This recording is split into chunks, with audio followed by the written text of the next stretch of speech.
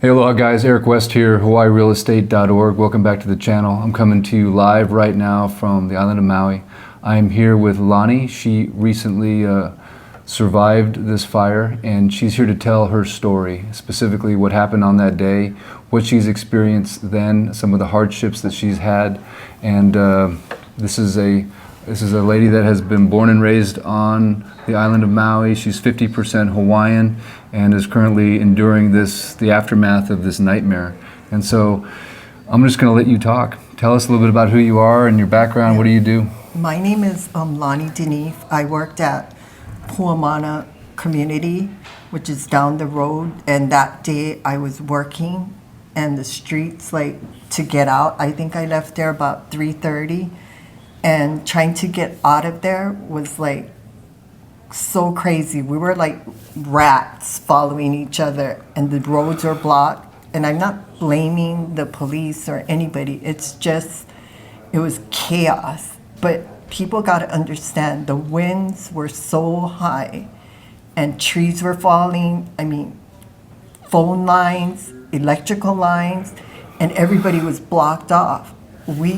From Puamana, you usually can go left. So if you look at Puamana is about a 20-acre property on the very southern edge of Lahaina town. It's a gated townhome community right on the ocean. When you leave the gate at Puamana, you can take a quick right. That's the very end of Front Street, the southern end of Front Street. Correct. You can take a right, and you can take a right on the highway within a few yards, literally. And so, but it was blocked So you're saying when you came out of Puamana at 4 or 4:30, something like that, it was actually at 3:30. 3:30, I'm sorry. You couldn't just go on the highway and go to the right. You couldn't just escape to the south. So when you left Puamana, which direction were you? We went and took a right, and I had another worker following me. So you're coming out of the gate at Puamana, and you took a right to go to the highway. Oh, sorry, but then it's all blocked off. Okay. So we turn into that. I don't know what the name of that street is right ahead of us. But then trees were down, so we turned around again and went back onto Front Street. And we thought, oh, okay, good, we'll try to get to the bypass. But we ended up by Safeway because, again, everything was blocked off. Every street, there were either roofs on the ground, telephone poles. I mean, it was crazy. I actually felt scared for the police that were on the road trying to direct traffic, and I kind of still wonder about them because the smoke was just insane. By the time I got back to Puamana, it was already maybe 4:40, and it looked even worse. And the smoke just to get out of there, I couldn't believe. And people just don't understand unless you were there. And I'm just saying, I'm not saying anything. I'm glad people are helping, the people with homes and stuff, but all of us are suffering. I don't have a job, We all kind of live paycheck to paycheck. And it's not just me, it's a bunch of us, locals and, mainlanders. It's all of us. But, that whole day was just a devastating, traumatic experience that we're all still going through. So when you left Puamana, you said you ended up at Safeway. Did you get to Safeway on the highway, or did you get to Safeway going through town? Going through the town. We were all directed to go on Front Street. So you couldn't go on the highway at all, left or right? And we wouldn't have been able to because we tried to turn up, right there when you get out of Safeway. Already there was a pole down, there was wires all over the place. I mean, I'm just curious what was right in front of Puamana Park, because Puamana Park is closed, as we know, for whatever. That would be the quickest escape route. When you're leaving Puamana, you're on the south end of town, the fire is towards the north. Could you see what was to the south on the highway, right for where Puamana Park is? Was there a reason why cars couldn't take a right and just go to Kihei right there? I have no clue. All I know is everything was blocked off, and it's just sad.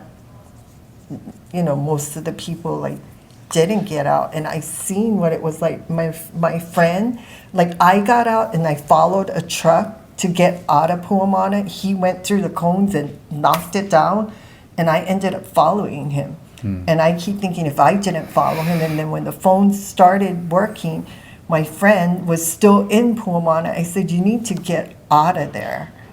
The fire is going to come down so fast. Already it's like smoke everywhere. And it took her 2.5 hours just to get to Haiku. Wow. So how did you finally escape? Were you able to escape towards the south or towards the north? How did you get out of danger? Okay, we came back to Puamana. I went into Puamana. I didn't see anybody. And when I ended up taking that right. Like I said, I followed a truck. He went out and he went through the cones. So you ended up leaving to the right, to the south on the highway. Anyways, You eventually, and there was no cars. There was nobody. No cars. Just me and that truck following each. I was following him. There was nobody exiting Lahaina to the south on that highway that borders. Nobody. Like I said, I made it home from there to Kahalui in 35 minutes. And my friend, like I said, if I didn't tell her to turn there, I mean, she probably would have been, because we're trying to follow instructions and follow the rules, what people tell you to do. Okay, don't come down here, don't come there. So you're only doing, and everything's blocked off with cones or that orange. Yeah, so. Did you see, I've heard other eyewitness accounts say that there was cop cars that were blocking the streets. What were they using to block the streets? That's why I don't know what they were doing, like why they were blocked like that. If you went looking up Lahaina Luna Road, like in the middle of that intersection, there was like cop cars blocking there. So you couldn't go up that road at all. And it was just too much smoke coming down anyway. So I get it.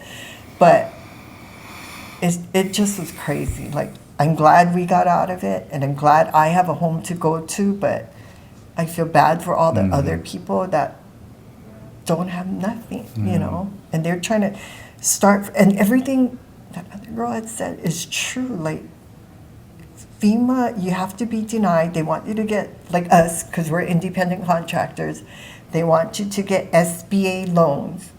How are we supposed to pay all that back right now? When we already, some of us, I'm not sure about other people, but we are paying back from COVID. So I feel like it's COVID again, all over again.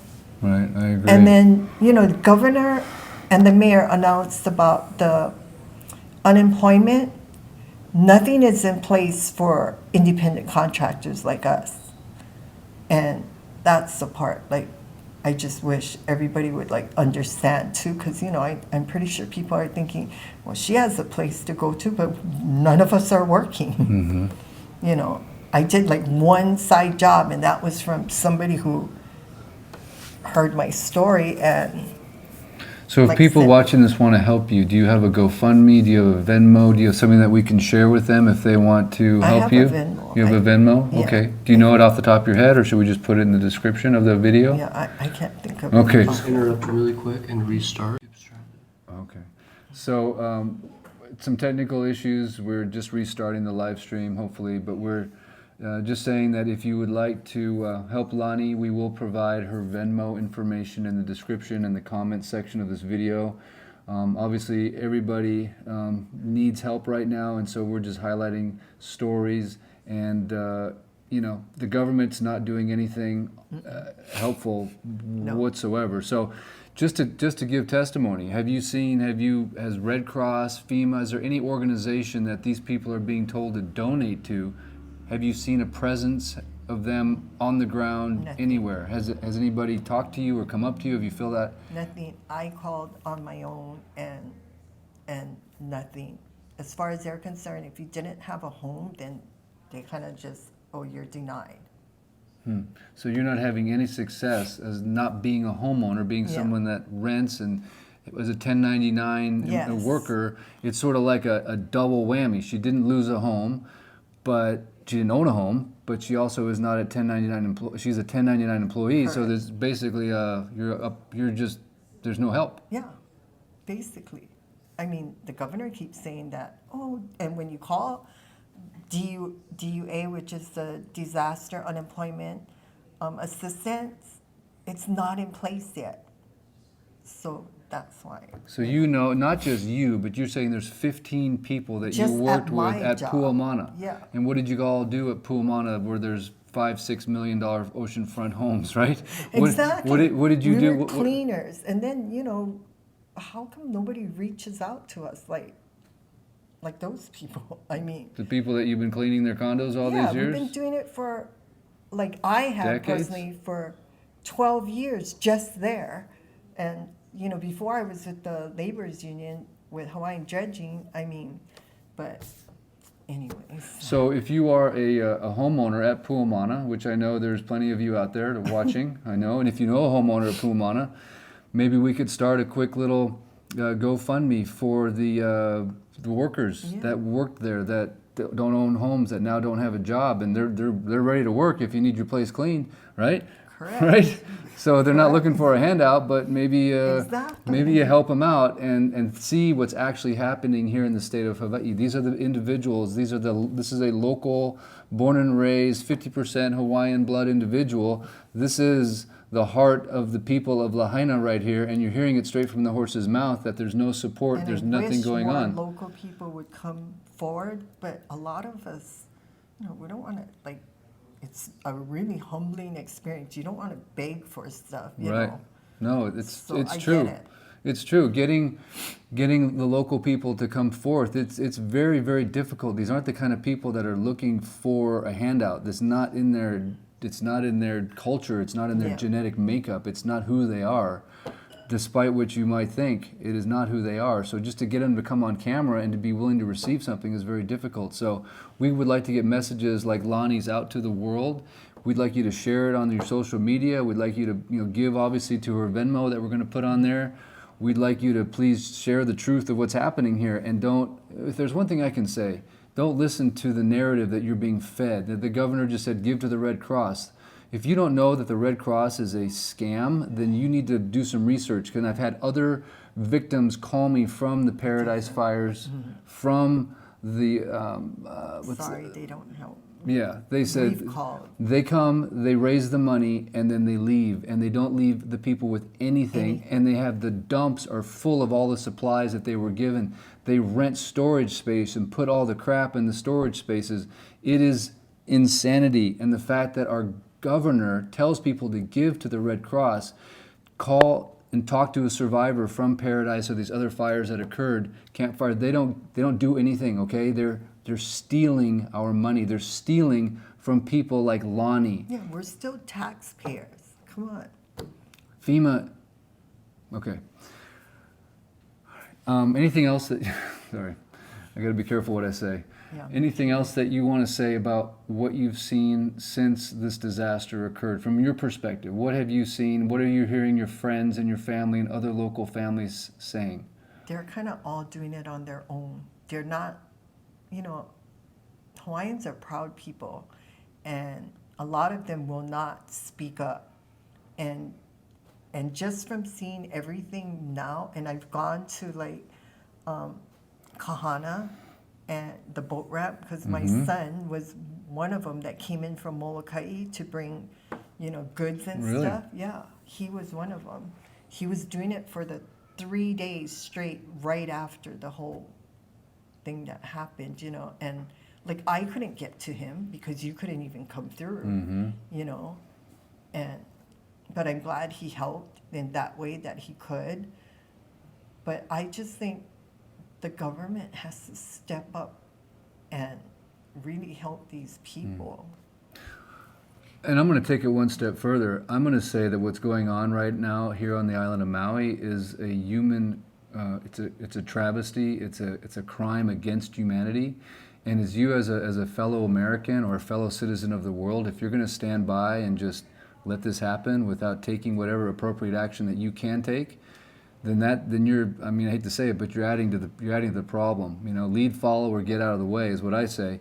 But this is a major, major event that's getting massive world attention, and it's time for the right people to step up and do the right things and to mobilize true assets and true things that these people need and to fight whatever is going on. We don't know. We're just normal, hardworking people that are telling you what's going on, And now it's your job to not just use this as some form of entertainment or soundbite or steal the video and repost it, but to actually do something. This is not entertainment. These are real people's lives that are being affected that need real help. Real help. Thank you. Thank you for sharing your story. It means a lot. Thank you. And I'm so sorry for everything you're going through. I'm so sorry to the Hawaiian people for what's happened. And we don't have the answers as to who or what or why. What we know and what we're all about at LFG is let's fill the gap. And as you can see, there's a massive gap right here. What have we identified as gaps, right? Yeah. Getting money, right? Without having to go on a laptop or a computer. We have no Wi-Fi connection. I just came from Kapalua. I couldn't make a phone call. I couldn't send a text message. I'm with T-Mobile. So you're asking people to fill out paperwork and to do things online. You can't do that. You can't do that. Hello, it's like, And then McFly. some of them won't even let you do it. So when you call the office, they're like, you need to get on a laptop. I'm like, what if you don't have a laptop? Right. You can't do it. So then they tell you, oh, go in person and look for the organizations. And then where are they? Because I don't see them. Right. What you're imagining possibly is like there's a tent set up and there's a bunch of laptops Yes. and there's a bunch of people and their personnel and they're greeting you and they're hugging you and like, hi, we're the cavalry, right? Right. We're the government. They're not here. They're not doing anything. Honestly, they're at the Grand Wailea. They're at the Fairmont Kealani. They're at the right. Do you know how far that is from here? Got that right. Pull out your map and look. Put in maps right now. Drive from Wailea to Ka'anapali, right, or Lahaina. That's a 35, 45-minute drive. Correct. They're not staged down here anywhere. Have you been, by the way, down to the Hyatt where this is going on at all? No. Okay, all right. So we're going to get some boots on the ground down at the Hyatt, see what's going on. We already posted a video, or it ended up on Waters this morning of a FEMA guy at the do the math on how much it costs to stay at the Grand Wailea, or that's your tax dollars are going for work. They're having a vacation here. But there's no presence, and they need to change this. They're having a major disconnect between what you're hearing, what's actually going on the ground. So we're going to continue to bring you live stories like this. We're going to put Lani's Venmo account in the description. We're not trying to do anything other than redirect money from the resource, which is you guys, directly to the people that need it at MauiLFG.org. We obviously have a GoFundMe. You can give to that, and we'll continue to connect that to the people that need the money. But right now, this video is about Lani, her 14 co-workers that need help. And if you can give, if you want, we'll give them your phone number, your email address, whatever you're comfortable with. Fine. And any last words? No. Okay, all right. Much aloha, guys, and thank you for tuning in. We super appreciate it. Please continue the cause. We're not going anywhere. Hopefully you don't forget about us, and you'll continue to share, like, subscribe, and put this message out there, what's actually going on here on the island of Maui. We're going to have more stories coming to you every day. We're out there working hard, trying to find people like Lani to help bring awareness to what's going on, and hopefully we can fill the gap between what these people are suffering after this major tragedy. We don't need to add more suffering. We need to have the government do their job, right? So, okay. Until next time, aloha, Lani. Thank you. Can you give her Venmo? Oh yeah, with the that's a great idea. Thank you, Dylan. We will put the link in the description and the comments. We will do that. But if you can pull it. Didn't I send it to you? I could have. And by the way, Oh yeah, they I shut did down here. the video. They can only hear the audio. They just can't see the video. They can't see the video. Okay. All right. So is there? I can see it, but other Okay. people are saying they can't.